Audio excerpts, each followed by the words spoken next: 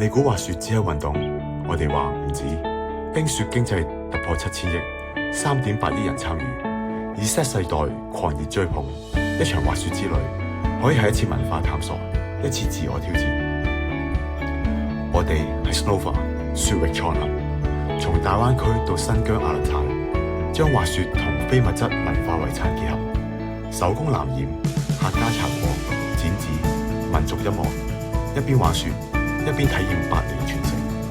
我哋嚟自香港，團隊結合滑雪教練、文化策劃、品牌顧問以及跨境車隊組成，打造地道又有深度嘅滑雪體驗。喺文化與體驗之間，搭建真正嘅交流橋梁。公司團結，文化旅行，一站9年，將文化滑入你人生旅程嘅每一站。Snowfar 雪域創行。